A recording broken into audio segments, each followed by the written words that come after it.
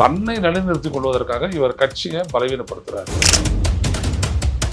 நாங்கள் ஒரு தொகுதியில் 40 to 50,000 ஓட்டை இழக்கிறோம் அப்படின்லாம் சொல்லிட்டு செங்கோட்டையன் பேசினார். அப்படிப்பட்ட செங்கோட்டையன் பின்னால் பார்த்தீங்கன்னா பிஜேபியினுடைய ஆளாயிட்டார். அதிகபட்ச இடங்களை பாஜக எதிர்பார்க்குது, அதை கொடுக்கறதுக்கு எடப்பாடி தயாரில்லை. இந்த இடத்துல தான் எடப்பாடிக்கும் பாஜகவினுடைய தலைமைக்குமான முரண். இந்த முரணுடைய வெளிப்பாடு தான் எடப்பாடி பழனிசாமி பலவீனப்படுத்தணும் கட்சிக்குள்ள அப்படின்னு சொல்லிட்டு செங்கோட்டையனை இறக்கி விடுது பாஜக. பிஜேபி ஒரு கபடிக்கிற கட்சி, எல்லாருக்கும் தெரியும், அதிமுகவுக்கும் தெரியும். அவங்க கட்சிக்காரன் ஓட்டு போடுற இடத்துல வேட்பாளருக்கு ஓட்டு போட்டுருவாங்க. அதிமுக வரும்போது அவங்க விஜய்க்கு போட்டு விட்டாங்கன்னா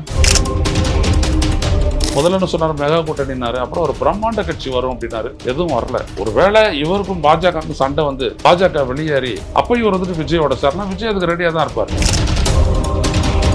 இல்ல பாஜகனுடைய கணக்கு வேற. பாஜக வந்துட்டு ஏன் விஜய் ரொம்ப டிஸ்டர்ப் பண்ணாதே விடுது அப்படின்னா, பிஜேபி ஆளு ஒரு 2 பேரும் அனுப்பி வச்சிருக்காங்க, பிரிவு பாதுகாப்பெல்லாம் கொடுத்து வச்சிருக்காங்க. அதாவது அவரை வந்துட்டு அப்படியே இந்த கோழி குஞ்சில ஆச்சி ராயல் குலோப் ஜாமுன் பேக்ஸ், ஒன்று வாங்கினால் ஒன்று இலவசம். குறைந்த விலை நிறைந்த தரம், தங்கள் தேவைகள் அனைத்தும் ஒரே இடத்தில். ஜெயச்சந்திரன். ஹாலிடேஸ்னாலே அது நம்ம ஜிடி ஹாலிடேஸ் தான். GT Holidays, South India's #1 travel brand. You know you are special when you're with GT Holidays. வணக்கம் சார். வணக்கம். திரு செங்கோட்டையன் அவர்கள் அதிமுகவிலிருந்து பொறுப்புகளிலிருந்து நீக்கிறதா சமீபத்தில் இபிஎஸ் அவர்கள் சொல்லியிருந்தாரு. அதற்கு அதிமுக ஒன்றிணைணும் அப்படின்னு சொல்லிட்டு அவர் சொல்ல பேச்சுக்கள் இதெல்லாம் தாண்டி இருவருக்கும் இடையிலான அந்த முரண்பாடுகள் தொடர்ந்து நீடிச்சுட்டே வந்துட்டு இருந்ததை பார்த்துட்டு இருந்தோம் சமீப காலமாகவே. இது எல்லாத்தையும் எப்படி சார் புரிஞ்சுக்கலாம்? அதிமுக எதை நோக்கி போய்கிட்டு இருக்கு? இல்லை, இப்போ தான் அஇஅதிமுகவை பொறுத்த வரைக்கும் பார்த்தீங்க அப்படின்னா, சார் ஜெயலலிதா மறைந்ததற்கு பிறகு 4 ஆண்டு காலம் இவர் முதல்வராக பதவி வகித்த அந்த காலகட்டத்துக்கு பிறகு கூட இப்படிப்பட்ட டிஃபரன்சஸ் எல்லாம் வந்திருக்கக்கூடாது. இப்படிப்பட்ட வேறுபாடுகள், கருத்து முரண்பாடுகள் இதெல்லாம் வந்திருக்கக்கூடாது. ஓகே. ஆனால் வருது. அதுவும் இவரும் அவரும் கொங்கு மண்டலத்தில் சேர்ந்த 2 பேர் முக்கியமானவங்க. அதுலேயும் செங்கோட்டையன் வந்துட்டு ரொம்ப மூத்தவர். 77லேயே வந்துட்டு அதிமுகவுடைய பொருளாளர் அப்படின்ற அளவுக்கு எம்ஜிஆர் உயர்த்தினார் அவர். அப்படியேப்பட்டவர். என்ன ஆச்சு அப்படின்னா, இப்போ இவர் வந்துட்டு சசிகலாவை தூக்குறாரு. அதுக்கப்புறம் ரெட்டை தலைமைன்னு ஒன்று உருவாக்குறாங்க. அப்புறம் அந்த ரெட்டை தலைமை அப்படின்றதுல வந்துட்டு ஓபிஎஸ் அவர் தூக்குறாரு.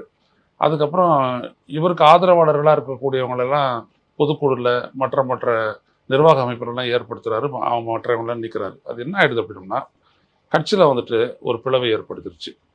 ஒரு அறிவிக்கப்படாத ஒரு பிளவுன்னு சொல்லலாம். இது எப்படி அப்படின்னம்னா, அதிமுகவினுடைய பெரிய அளவுக்கான தொண்டர்களோடு நெருங்கி பழகி இருக்கக்கூடிய பல நிர்வாகிகள் விளக்கப்பட்ட போது கட்சியினுடைய பலமும் அவங்களோட சேர்ந்து போயிடுச்சு.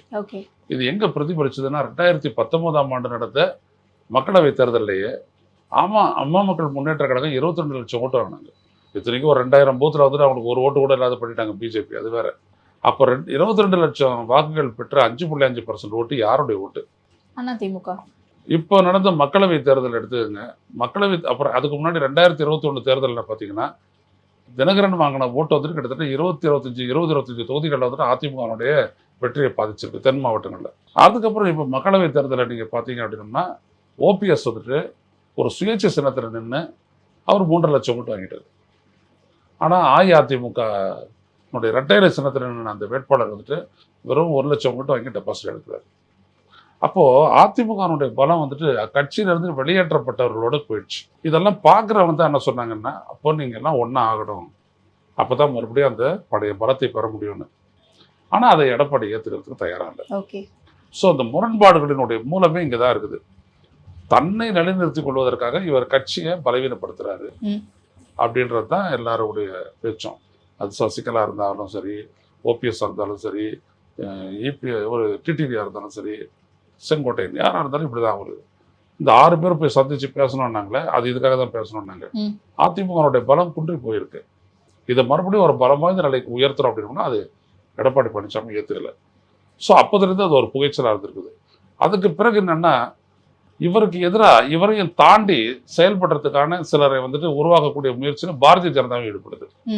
பொதுவாக பாரதிய ஜனதா கட்சியோட அஇஅதிமுக வச்சுக்கிட்டு இருந்த தேர்தல் உறவு தான் சிறுபான்மையினர்கிட்ட இருந்துட்டு அதிமுகவை தள்ளி வச்சிருச்சு, ஐசோலேட் பண்ணிடுச்சு. நாங்கள் ஒரு தொகுதியில் 40 to 50,000 ஓட்டை இழக்கிறோம் அப்படின்லாம் சொல்லிட்டு செங்கோட்டையன் பேசினார். அப்படிப்பட்ட செங்கோட்டையன் பின்னால் பார்த்தீங்கன்னா பிஜேபியினுடைய ஆளாயிட்டார். இங்கேருந்து போகிறாரு, அமித்ஷாவை பார்க்குறாரு, நிர்மலா சீதாராமனை பார்க்குறாரு, வர்றாரு. அதுக்கப்புறம் தான் இவர் போயிட்டு பார்க்குறாரு, கூட்டணி உருவாயிடுது, வந்துருச்சு. அப்போ இந்த இடத்துல வந்துட்டு அமித்ஷா என்ன நினைக்கிறாரு அப்படின்னா, அதிமுகவில் இருக்கிற மற்றவங்க எல்லாரையும் உள்ளே சேர்த்துக்குங்க, பழைய ஆட்களெல்லாம் உள்ளே சேர்த்துக்குங்க, பலப்படுங்க. ஏன்னா அமித்ஷா ஒரு விஷயம் தெரியும், இப்போ இருக்கக்கூடிய அதிமுக வச்சுக்கிட்டு பாஜக கூட்டணியால் நிச்சயமாக திமுக வீழ்த்த முடியாது. அப்போ இதுக்கான என்ன மாற்று? கூட்டணிக்கான ஆட்கள் வெளியில் யாரும் பலம் வாய்ந்தவங்க இல்லை, எக்ஸப்ட் பாமக. அவங்களும் வருவாங்களா இல்லையான்றது டவுட். அப்போ இப்படிப்பட்ட சூழலில் தான் இந்த மூவ் நடக்குது. இந்த மூவ் நடக்கிறதுக்கு முன்னாடி ஒரு மூவ் ஒன்று நடந்துச்சு. அது என்ன அப்படின்னா, அமித்ஷா பாஜக தரப்புலேருந்து ஒன்று 16 தொகுதிகளை முதல்ல எங்களுக்கு உறுதி செய்யுங்க அப்படின்னு சொல்லி கேட்டிருக்கிறாங்க எடப்பாடி கிட்ட. இது தொலைக்காட்சிகளில் வந்து செய்தி தான். அதாவது கோயில் நகரங்கள் எல்லாத்தினுடைய அந்த சட்டப்பேரவை தொகுதிகள் எல்லாம் எங்களுக்கு கொடுத்துருங்க. திருப்பரங்குன்றம், ராமநாதபுரம், ராமேஸ்வரம், ராமநாதபுரம், அப்புறம் வந்துட்டு பார்த்தீங்க அப்படின்னா பழனி, பழனி, திருத்தணி, திருப்பரங்குன்றம், அப்புறம் ஸ்ரீரங்கம், இப்படியான இதர திருவண்ணாமலை, இதெல்லாம் ஒரு 16 பேரை குறிப்பிட்டு இதெல்லாம் எங்களுக்கு கொடுத்துருங்க அப்படின்னு சொல்லி நாங்கள் இப்போதுலேருந்து இதுக்கு வேலை செய்வோம். வேலை செய்வோம்னா தெரியல, இப்போ தான் கேட்டுட்டு இருக்கிறோமே, அந்த வேலை செய்வோம் அப்படின்னு சொல்லி. அதுக்கு வந்துட்டு எடப்பாடி பழனிசாமி ஒத்துக்கொள்ளவில்லை. இதெல்லாம் நாங்கள் ஜெயிச்ச தொகுதி, நாங்கள் விட்டு தர மாட்டோம் அப்படின்னு சொன்னதா. அதுக்கு பிறகு ஒரு கூட்டத்தை ஒன்று கூட்டுறாரு அமித்ஷா டெல்லியில். அந்த கூட்டத்துக்கு இருக்க தலைவர்கள் எல்லாரும் போகிறாங்க, அண்ணாமலை தவிர. அந்த கூட்டத்தில் கூட்டணியை பற்றி நிறைய எதுவும் பேசிக்காதீங்க, கட்சியை வளர்க்குறது பாருங்க அப்படின்னு சொல்லிட்டு அமித்ஷா அனுப்பிடுறாரு. அதற்கு பிறகு தான் செங்கோட்டையன் இந்த பேச்சு வர்றாரு. ஓகே. ஸோ இந்த செங்கோட்டையன் அவர்களுடைய இந்த குற்றச்சாட்டு அல்லது இந்த கோரிக்கைக்கு பின்னாடி பாஜக இருக்கிறத யாராலும் மறுக்க முடியாது. பாஜக செய்து ஓகே. அப்ப அது வெறும் சந்தேகமா மட்டுமே பார்க்க முடியாது. செங்கோட்டையன் தனியா பார்க்க முடியாது. இது இதோட பின்னணியோட சேர்ந்தது தான். ஓகே. ஆனா இன்னைக்கு ஒரு பக்கம் இன்னொரு இடம் ஒன்று இருக்கு. அது என்ன அப்படின்னோம்னா, பாஜக எதிர்பார்க்கிற அளவுக்கான இடங்களை வந்துட்டு எடப்பாடி பழனிசாமி விட்டு தருவாரா அப்படின்றது இன்னொரு கேள்வி. அதான் ரொம்ப முக்கியமானது. கூட்டணி ஆட்சின்னு தொடர்ந்து அமித்ஷா பேசிட்டு இருக்கிறாரு, பாஜகவினரும் பேசுறாங்க. கூட்டணி ஆட்சி அப்படின்னு அமையுமா? அதெல்லாம் வெற்றிக்கு பிறகு யோசிக்க வேண்டிய விடயம். எந்த ஒரு ஒரு கட்சி தனிப்பெரும்பான்மை பெறலைன்னா கூட்டணி ஆட்சி தான், அதில் என்ன பேசுறது இருக்கு? அதில் பிரச்சனை. கூட்டணி ஆட்சி அமைகிற அளவுக்கு வந்துட்டு இவங்க சீட்டில் ஜெயிச்சிருக்கணும்ல, அதுக்கு வந்துட்டு அதிகபட்சம் இடங்களை பாஜக எதிர்பார்க்குது. அதை கொடுக்கறதுக்கு எடப்பாடி தயாரில்லை. இந்த இடத்துல தான் எடப்பாடிக்கும் பாஜகவினுடைய தலைமைக்குமான முரண். இந்த முரணுடைய வெளிப்பாடு தான் எடப்பாடி பழனிசாமி பலவீனப்படுத்தணும் கட்சிக்குள்ள அப்படின்னு சொல்லிட்டு செங்கோட்டையனை இறக்கி விடுது பாஜக. ஸோ இப்போ அதுக்கப்புறம் இன்னும் பலரும் வரலாம், வந்துட்டு செய்யலாம். அதான் அதனுடைய மூலம். ஆனா இன்னைக்கு வந்து இபிஎஸ் அவர்கள் அதிமுகவை ஒற்றை தலைமையில ரொம்ப பலமான தலைவரா நடத்திட்டு இருக்காரு அப்படின்ற ஒரு பார்வை ஒரு பக்கம் இருக்கு. அண்ட் அவரு பலமான தலைவரா தான் இருக்கிறாரு. கட்சி எங்க இருக்கு? ஓகே. இப்போ ஒரு கட்சி பலம் வாய்ந்த தலைவரா இருக்கிறாரு அப்படின்னோம்னா, அந்த கட்சி மக்கள் மத்தியில் அந்த செல்வாக்கு பெற்றிருக்கா? அது இழந்துகிட்டே வருது. இப்போ நீங்க ஒரு செங்கோட்டையன் பிளஸ் ஒரு 7 பேர் நீக்கிறீங்க, 2000 பேர் அந்த கட்சியை விட்டு எனக்கு பொறுப்பு வேணும்னு சொல்லிட்டு வரைக்கிட்டாங்களே, நீங்க என்ன பண்ணுவீங்க? இது பலவீனமா இல்லையா? அந்த மண்டலத்துல ரொம்ப வீக் ஆகுமே அப்ப. ஆமா, அந்த இடத்துல இருக்கக்கூடிய ஈரோடு, திருப்பூர், இந்த பகுதியிலலாம் வீக்கன் ஆகும். ஓகே. ஆனா செங்கோட்டையன் அவர்களும் சொல்றாரு, அதிமுகவில இருந்து வெளியேறின அன்வர் ராஜா அவர்கள், மைத்ரேயன், இவங்க எல்லாருமே சொல்றாங்க உள்ள இருக்கக்கூடிய முன்னாள் அமைச்சர்கள்ல சிலருமே அதிருப்தியில தான் இருக்காங்க அப்படின்னு சொல்லிட்டு. அப்ப அதிருப்தியோட இருப்பவர்களுமே வெளியேறுவார்கள் அப்படின்ற எதிர்பார்ப்பு இருக்கும்ல? இல்ல, வெளியேறுவாங்க அப்படிலாம் சொல்ல முடியாது. அவங்களுடைய பலம் அதிகம் வச்சுன்னு வச்சுக்கோங்களேன், அவங்க வந்துட்டு எடப்பாடி பழனிசாமி வீழ்த்தலாம். ஓகே. கட்சிக்குள்ள எல்லாமே ஒரு கிளஸ்டரா தானே இருக்குது. கொங்கு மண்டலம், வேலுமணி, தங்கமணி, அந்தாண்ட பக்கம் தருமபுரி, கிருஷ்ணகிரி, அங்கே எடுத்துக்கிட்டிங்க அப்படின்னா முனுசாமி, அன்பழகன், இந்தாண்ட பக்கம் எடுத்துக்கிட்டிங்கன்னா வட தமிழ்நாடு எடுத்துக்கிட்டிங்கன்னா சிபி சண்முகம், இப்படியெல்லாம் இருக்கிறாங்க இல்லையா? இவங்களாம் ஒன்றா சேர்ந்தா என்ன ஆகும்? அப்போ அந்த பிரச்சனை தான் இப்போ அடுத்தபடியாக வருமா அப்படின்னு எதிர்பார்ப்பில் எல்லாரும் இருக்காங்க. ஓகே. ஓகே. நான் சமீபத்தில் கூட ஒரு மீட்டிங் நடக்குது, திடீர்னு செங்கோட்டையன் அவர்கள் இந்த பரபரப்பை கலப்பின பிறகு அதற்கு ஆர்பி உதயகுமார் உள்ளிட்ட முக்கிய அமைச்சர்களை கூப்பிடுறாரு. ஆனால் முன்னாள் முக்கிய அமைச்சராக இருக்கக்கூடிய செல்லூர் ராஜு அவர்களை கூப்பிடல, அப்படியான சிக்கலும் இருந்துச்சுல. அப்போ இது எல்லாமே பிரச்சனைகளை தான் பார்க்கப்படும் அதிமுகவில். ஆமாம், அஇஅதிமுகக்குள்ள முதல்ல என்னன்னா ஒரு ஐடியாலஜிக்கல் சென்டர்ல சொல்லுவாங்க, ஒரு கொள்கை மையப்படுத்துதல்ன்றது இல்லை. வெறும் ஆட்சி பதவி, வெற்றிக்கான கூட்டணி அப்படிதான் இவங்க போறாங்களே ஒழிய கொள்கை ரீதியாக இவங்க யோசிச்சிருந்தாங்கன்னா பிஜேபியோட போகவே முடியாது.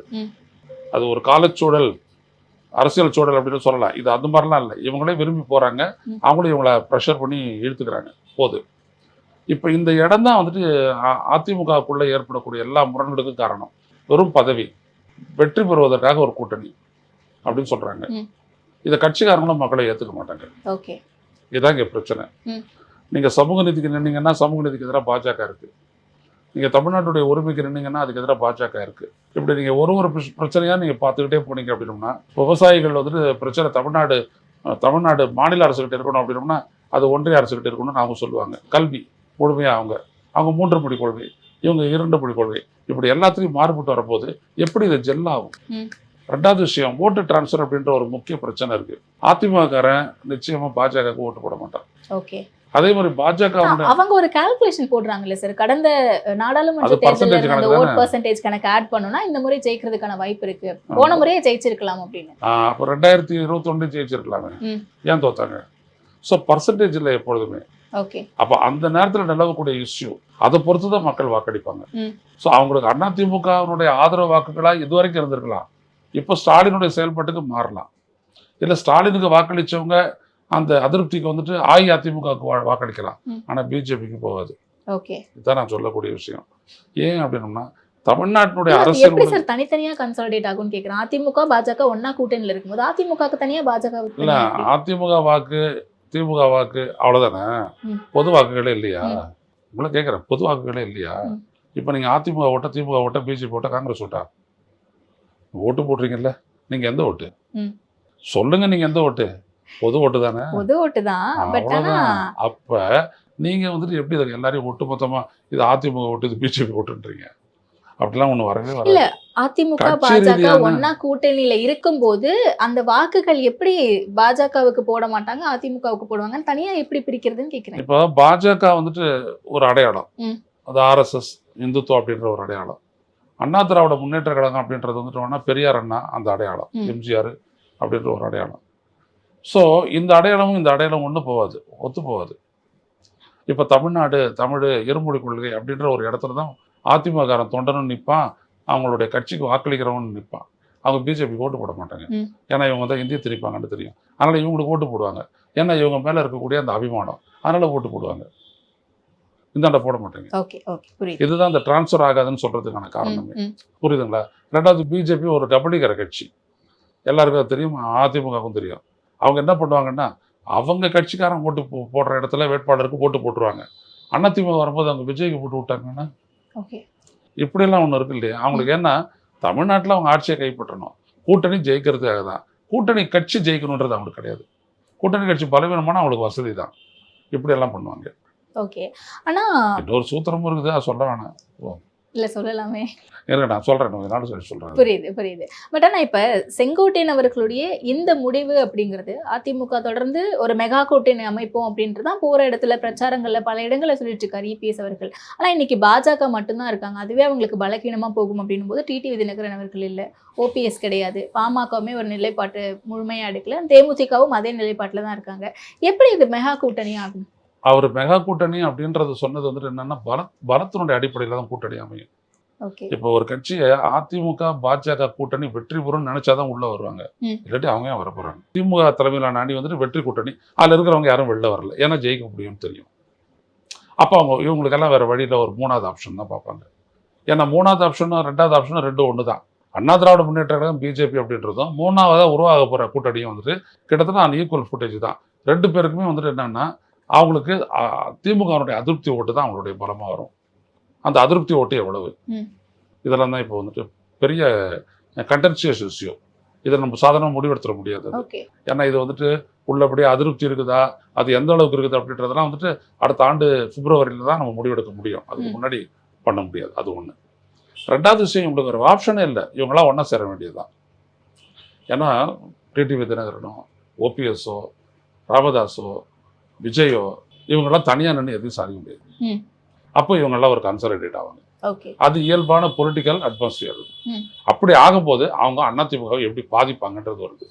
அப்போ மக்கள்கிட்ட 2 ஆப்ஷன் இருக்கும். ஆன்டி திமுக, திமுக வாக்களிக்க போகிறதில்ல அப்படின்னு நினைக்கக்கூடிய மக்களுக்கு 2 ஆப்ஷன். ஒன்று அதிமுக பாஜக, இன்னொன்று பூசாந்த கூட்டணி. அப்போ என்ன ஆகும்? ஸோ இதுதான் இப்போ இருக்கக்கூடிய பெரிய குழப்ப நிலை. அதனால தான் என்ன பண்ணுறாங்க, செங்கோட்டையன் என்னது எல்லாருமே நம்ம கட்சியை பலப்படுத்துவோம், ஒரு 3வது ஒரு ஃபார்மேஷன் வர்றதை ஏன் நம்ம அலோவ் பண்ணணும், அமித்ஷா உட்படாதான். இப்படியே நீங்கள் போனீங்கன்னா 3வது ஒரு ஆப்ஷன் வந்துடும். அது வந்துருச்சு அப்படின்னோம்னா 2வதுக்கு 3வது கிடையாது, கடும் போட்டி வந்துடும். ஒன்று ஈஸியாக ஜெயிச்சு விடும் அப்படின்ற ஒரு இடம் தான். இதுதான் இப்போ வந்து இப்போ நடக்கக்கூடிய எல்லாத்துலேயும். இதில் வந்துட்டு அமித்ஷா எடப்பாடி பழனிசாமியோட என்னன்னா கூட்டணியை பெருசாக்கணும். ஆனால் அதுக்கான பாசிபிலிட்டியும் இல்லை. முதல்ல என்ன சொன்னார், மெகா கூட்டணினாரு, அப்புறம் ஒரு பிரம்மாண்ட கட்சி வரும் அப்படின்னாரு, எதுவும் வரல. ஒருவேளை இவருக்கும் பாஜகவுக்கும் சண்டை வந்து பாஜக வெளியேறி அப்போ இவர் வந்துட்டு விஜயோட சேர்னா விஜய் அதுக்கு ரெடியாக தான் இருப்பார் இவங்களோட சேர்றதுக்கு. ஏன்னா அவருக்கு ஊழல் கட்சி இதுதான், இது கிடையாது, இது சுத்தமான ஒரு கட்சி. அதனால அதிமுக அவர் போகலாம் அப்படியான ஒரு இது எந்த நேரமும் நடக்கலாம். ஸோ அதை எடப்பாடி காத்துட்டு இருக்கிறாரு. அப்படி வந்துட்டு அது சரியாயிடும் அப்படின்னு நினைக்கிறாரு. ஏன்னா விஜய் வந்துட்டு அவர் அதிகபட்சம் ஒரு 10% ஓட்டுக்கு அவர் கணக்கு போடுறாரு. தாங்கிட்ட ஒரு 20-25% இருக்குது. இதை ரெண்டுத்தையும் வச்சுக்கிட்டு 35% வந்துட்டோம்னா அதுக்கப்புறம் ஆன்டி எஸ்டாப்ளிஷ்மெண்ட் அது இதெல்லாம் வரும்போது தூக்கிட்டு வந்துடலாம், அட்லீஸ்ட் டஃப் கொடுக்கலாம் அப்படின்னு அவர் எதிர்பார்க்கிறாரு. நடக்குதான் பார்க்கலாம். பட் பாசிபிலிட்டிஸ் எதுக்கு அதிகமா இருக்கிறதா நீங்க பாக்குறீங்க? ஒன்றிணைந்த அதிமுக இணையறதுக்கான பாசிபிலிட்டிஸ் இருக்குன்னு நினைக்கிறீங்களா அதிமுகவோட? இல்ல இந்த பக்கம் நீங்க சொன்ன மாதிரி டிடிவி, ஓபிஎஸ், விஜய்? ரெண்டாவது தான். ஏன்னா ஒன்னாவது அவர்ல எடப்பாடி பழனிசாமி பொதுச் செயலாளராக இருக்கிற வரைக்கும் இவங்களெல்லாம் சேர்க்கை அப்படின்றத பலப்படுத்தல் நிகழவே நிகழாது. அவர் தன்னை பற்றி பயப்படுறாரு. அப்படி பயப்படுறவங்களால வந்துட்டு ஒரு ஸ்ட்ராங்கஸ்ட் லீடர்ஷிப்பை கொடுக்கவே முடியாது. அப்போ என்னன்னா ரெண்டாவது ஆப்ஷன் தான் ஆகும். இவங்களாம் ஒன்றா சேர்த்துருவாங்க. சார் தானே விஜய்க்கு வர வழியே இல்லை. வந்தாங்களா 3 பேர், அப்போ 3 பேர் தேமுதிகவும் போட 4 பேர், அண்ணன் கட்சி, புரட்சி தலைவர் கட்சி, அப்படிலாம் வந்துட்டு எல்லாரும் ஒன்றா சேர்த்து டிடிவி வேற அக்னாலேஜ் பண்றாரு. விஜய் அவர்களை கூட்டணி தலைமையா ஏற்றுக்க கூடாதா, என்ன தவறு? அண்ட் பாஜக இதை அலோவ் பண்ணுமா? நீங்க ஏற்கனவே சொன்னீங்க மூன்றாவது ஒரு கட்சி இல்ல பாஜக கணக்கு வேற. பாஜக வந்துட்டு ஏன் விஜய் ரொம்ப டிஸ்டர்ப் பண்ணாதே ஓடுது அப்படின்னா அதை நான் ஒரு ரகசியம் அதை அப்புறம் சொல்றேன். நான் இப்போ சொல்றேன். வேற வழி இல்லை. விஜய் கூட ஓட்டை டிரான்ஸ்ஃபர் பண்ணிடலாம். யாருக்கு? அது அவங்களுக்கு தான், பாஜக. ஆமா. இப்போ விஜய்க்கு ஒரு 60 லட்சம் ஓட்டு வருதுன்னு வச்சுக்கோங்க. உள்ளபடியே தேர்தல் முடிவு வருது, விஜயனுடைய ஓட்டு 35 லட்சம் தான் அப்படின்னு நீங்க என்ன போடுவீங்க? விஜயனுடைய ஸ்ட்ரென்த் அவ்வளவுதான் தானே போடுவீங்க.